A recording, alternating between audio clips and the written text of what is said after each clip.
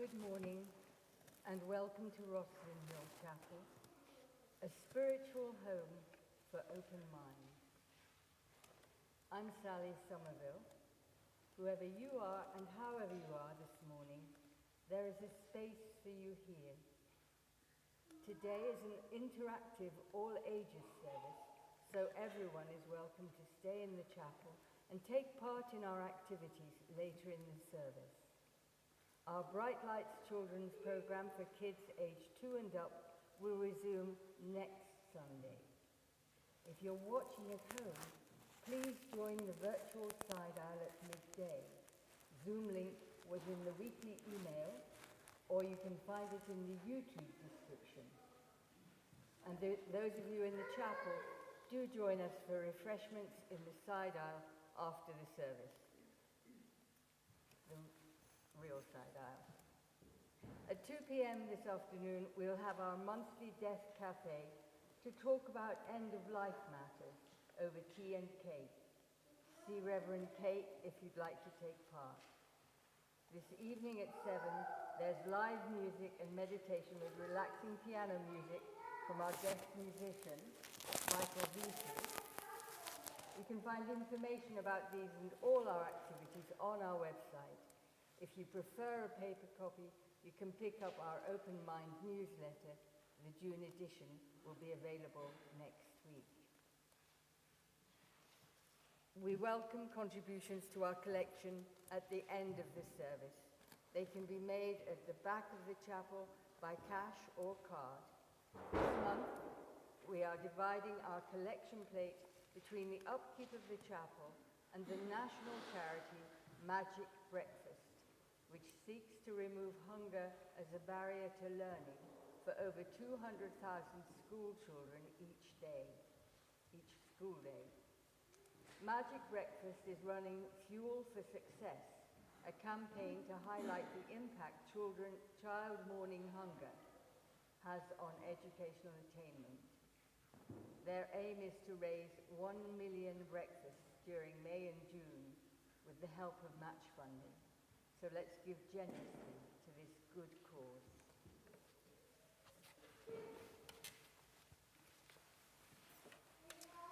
Well, good morning, everyone, and welcome from me. My name is Reverend Kate Dean. I'm proud to serve as the minister for this wonderful Unitarian community of ours. We light our chalice, the symbol of our liberal faith, at each service, and today we're going to light it with the words that the children use to start their Bright Lights activities. I'm hoping that you're going to say it with me, but I'll give you a heads up. This is how it goes. We are the chapel of the open minds, the loving hearts, and the helping hands. So let's try and say it all together, and I do hope everyone is going to join me with the hand gestures as well, please. So, are you ready? We are the chapel of the open minds, the loving hearts, and the helping hands. Thank you.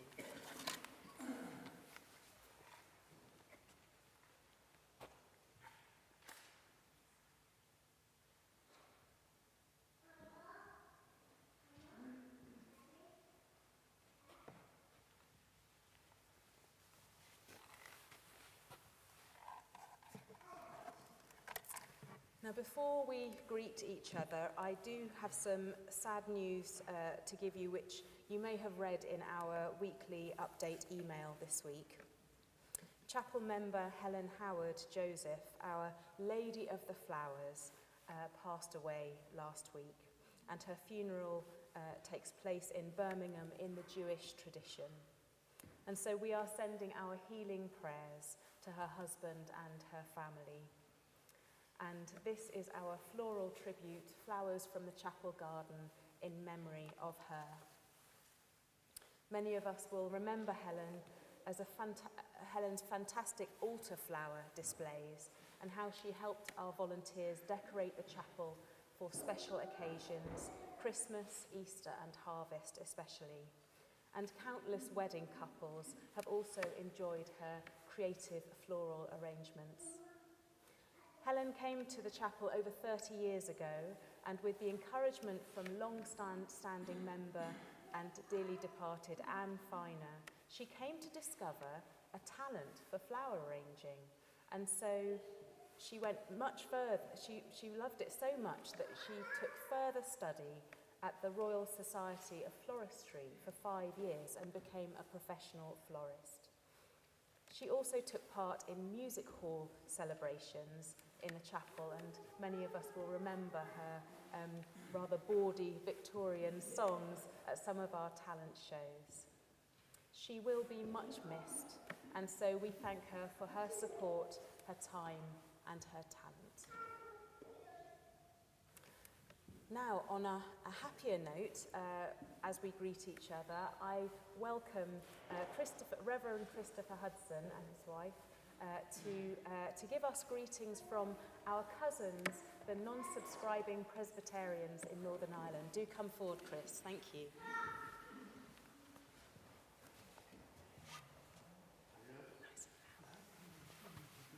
Good morning, everybody. My name is Chris Hudson. I'm minister of All Souls Church Belfast. So I bring you greetings from non-subscribing Presbyterians and Unitarians from both Northern Ireland and the Republic of Ireland. I'm presently the moderator of our denomination. At least I will be for another 3 weeks. So I'm delighted to be here with Reverend Kate and all of you this morning. And in Bring Greetings, I just want to leave you with 2 things that are significant that happened under my moderatorship. For years, we always trained our ministers with the General Assembly of Unitarians here in GB. And now we've re-established that link, and one of our young students, Linda Kane, is training her pathway through ministry with the Unitarian College. And we're delighted to re-establish that with you good folk here in GB. The other thing is, because you don't always get great news from Northern Ireland, but to tell you that in our directory of worship on marriage, where it says marriage is between a man and a woman, it now states marriage is also between people of same sex. And we have campaigned with the help of an MP over here, Conor McGinn, to introduce marriage in 7 of our churches, with about 10 ministers signed up to same-sex marriage. So, thank you.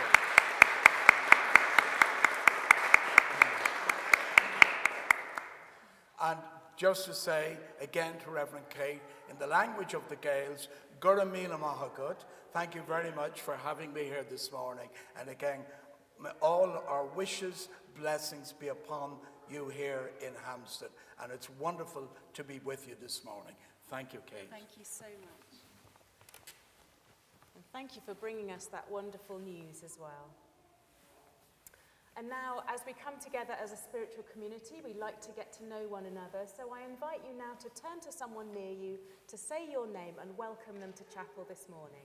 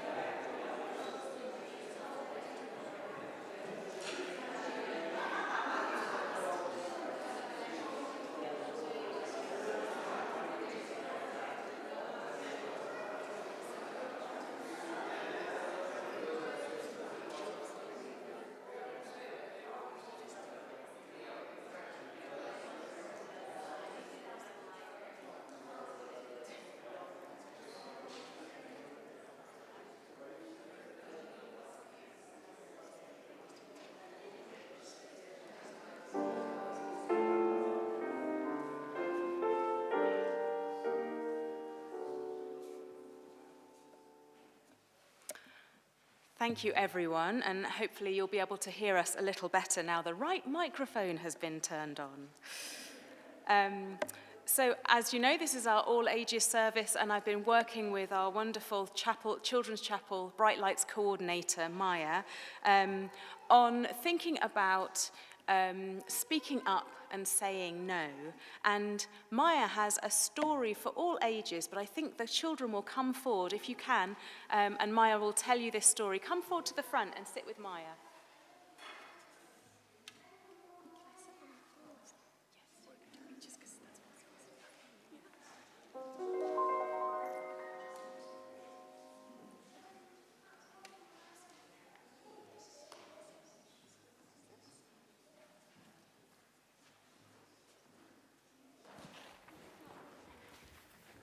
Hi guys.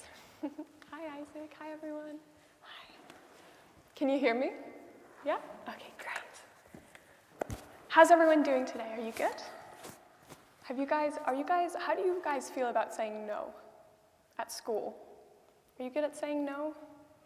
Like if someone asks you to do something that's not nice and you say no, does that feel okay? Yeah? Because we're going to talk about an adult who had to learn how to say no. Because adults get requests constantly, and often we're also really bad at saying no. So we're going to talk about a real adult named Sam Elliott, who's a really successful businessman. So he wore a suit, worked in the city, and his story comes from the book Essentialism by Greg McKeown, but he's a real person. And he was very, very successful, but unhappy at work. He was doing way too much. He had trouble saying no, basically. He was just saying yes, yes, yes. Every project that came to his desk, yeah, sure, I can do it, until he was staying really, really late. He forgot to pick up his kids. It was just not a fun time for Sam. So one of his friends was like, dude, learn how to say no.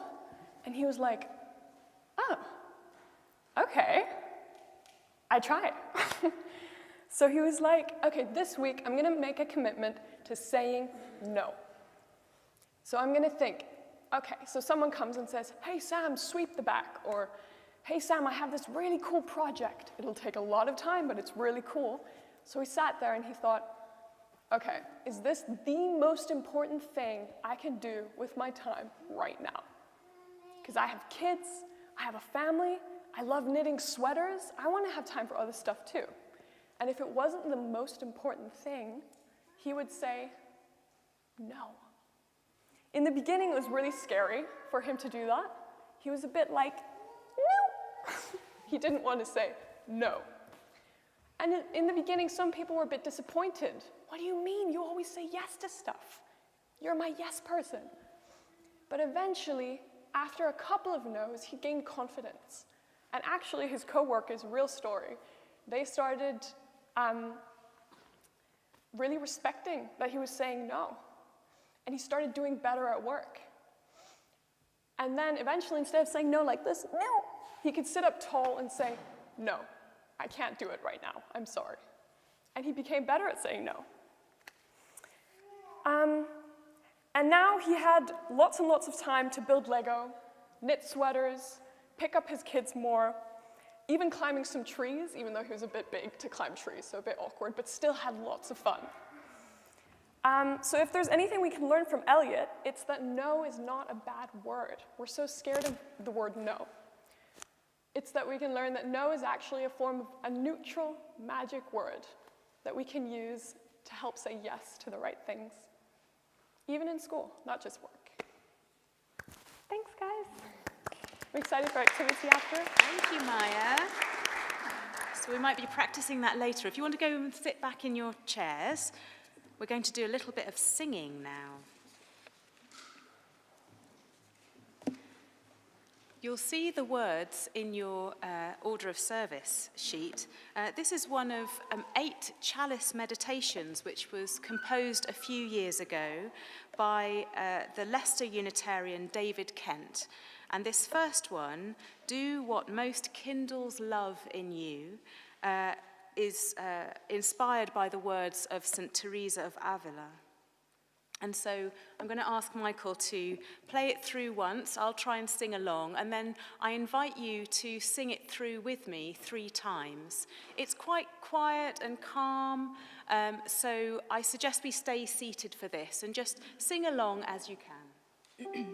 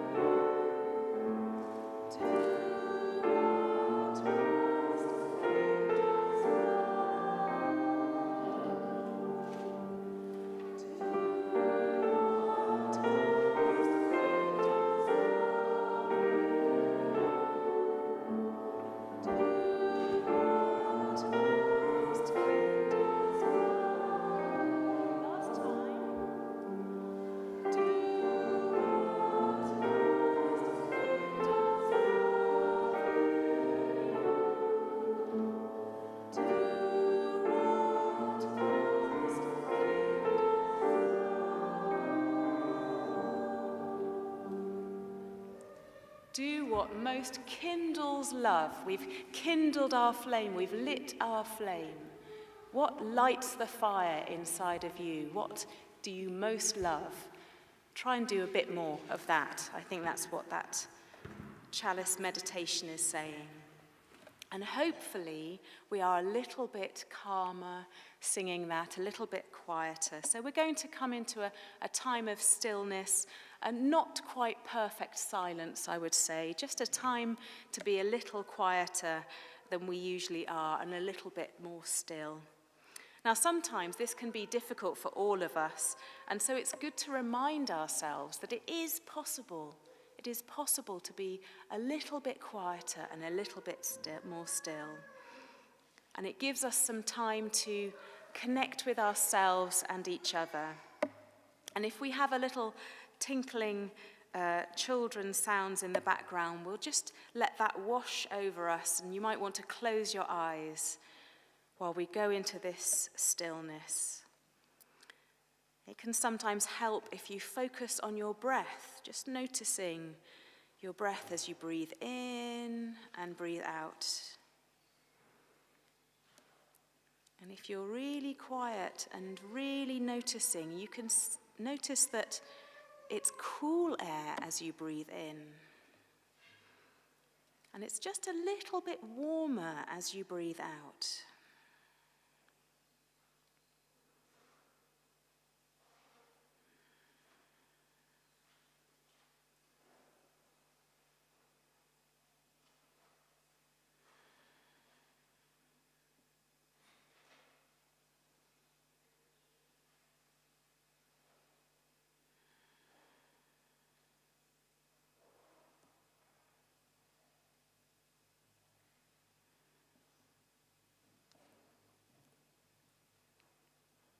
This might only be a droplet of silence and stillness in our day, but it's always good to remind ourselves that we can reconnect with our breath, breathing in, breathing out, connect with what we love the most,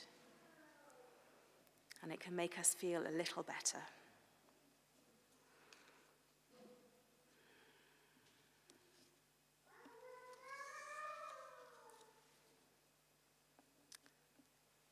Now we're going to have a little music for reflection, and if you'd like to come up and light a candle for a joy or a concern that you're holding in your heart, you're welcome to do so during this music.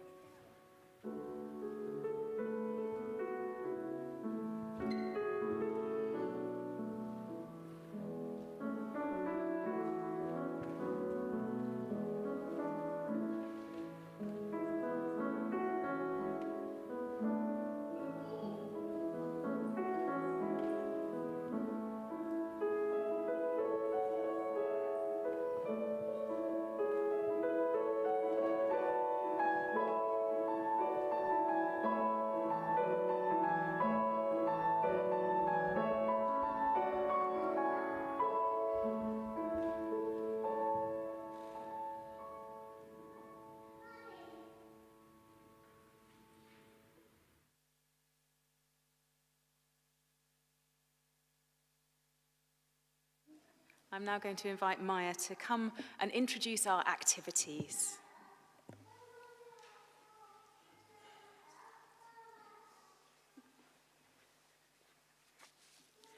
So we have some really fun activities today for all ages. We have two interwoven themes today, embracing your accomplishments by sharing them, at work and at school, and the power of saying no.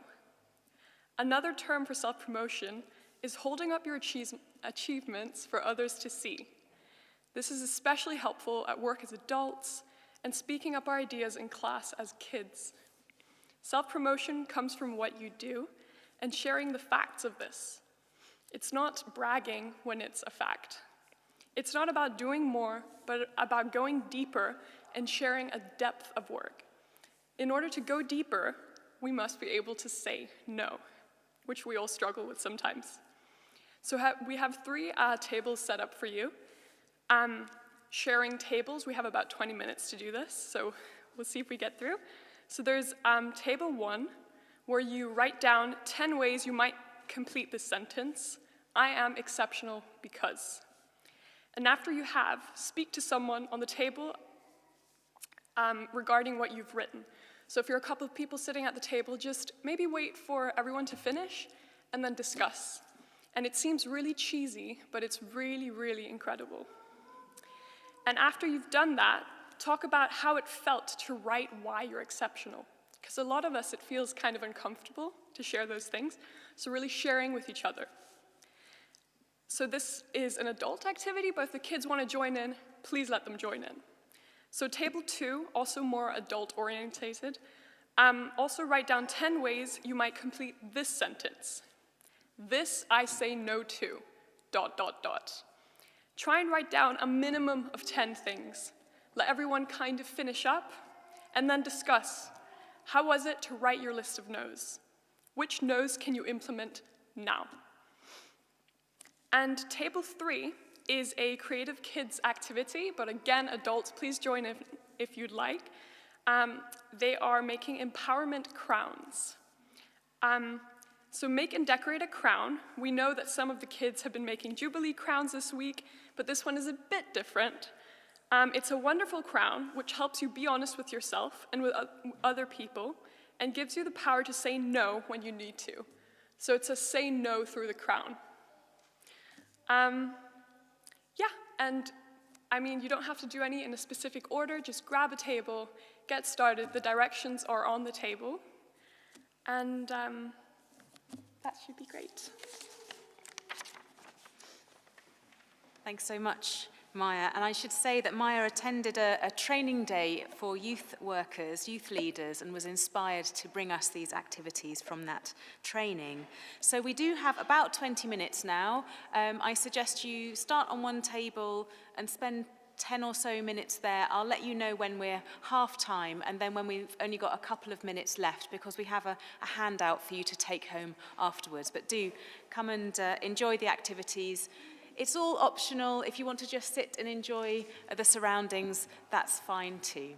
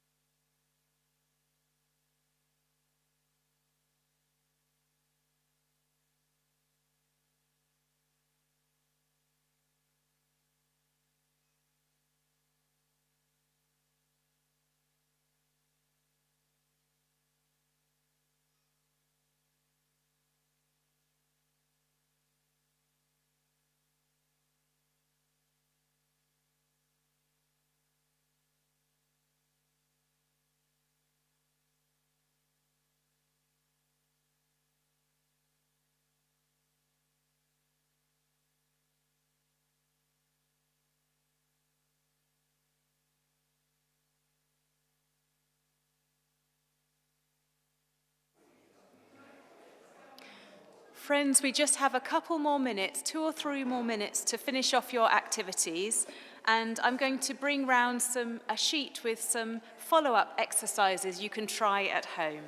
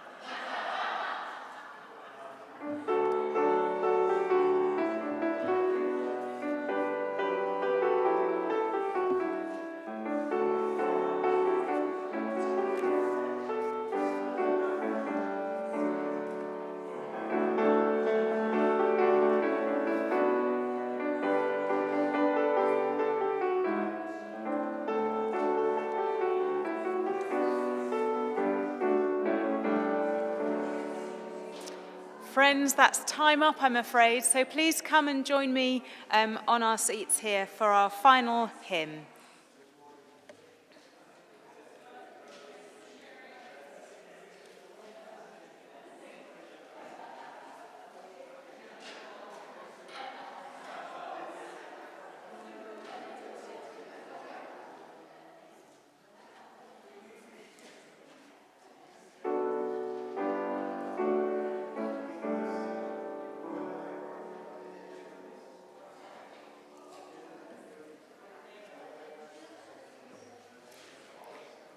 I can see some people are saying no to returning, so that's fine. We'll just carry on without you. So in your service sheet, you'll find the music to our final hymn, which is, again, Chalice Meditation, this time the words by the former Kensington Unitarians minister, Reverend Sarah Tinker, and music by David Kent. It's called The Light of the Spirit, and you just heard a few bars of it then, so hopefully it will be a little bit familiar to you. This one's a bit more upbeat, so I suggest we do stand up. I'll sing it through. Just join in whenever you're ready. So I'll sing it through and then we'll sing it together 3 times. The light of the Spirit is shining in you. The light of the Spirit is shining in me. The light of the Spirit is shining within. So blessed we may be. The light of the Spirit is shining in you. The light of the Spirit is shining in me. The light of the Spirit is shining within. So blessed we may be. The light of the Spirit is shining in you. The light of the Spirit is shining in me. The light of the Spirit is shining within. So blessed we may be. Last time. The light of the Spirit is shining in you. The light of the Spirit is shining in me. The light of the Spirit is shining within. So blessed we may be. Please remain standing for our closing blessing. I'm taking the words from our bright lights. As we leave this friendly place, love gives light to every face. May the lessons that we learn warm our hearts till we return. Blessed be. Please be seated.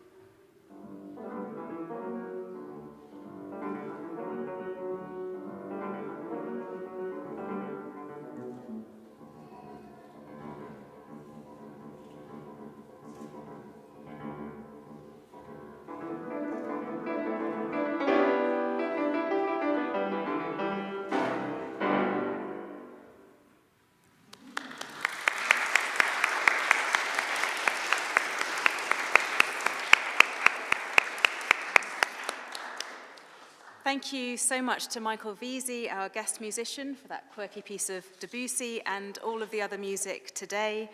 Thank you to Maya for bringing us these wonderful activities, and thank you to all of you for taking part so heartily. Just a reminder, our collection basket and card reader are at the back of the chapel. If you'd like to make a contribution, divided between Magic Breakfast, our good cause this month, and the upkeep of this chapel. And you can also pick up a sheet that gives you some brief details of services and events in June at the back of the chapel. And then please join us for refreshments in the side aisle, where you will find James Bell of the Social Action Group standing by the biscuits at the green table, wanting to talk to you about social action. So please, if you want a biscuit, you've got to go and see James.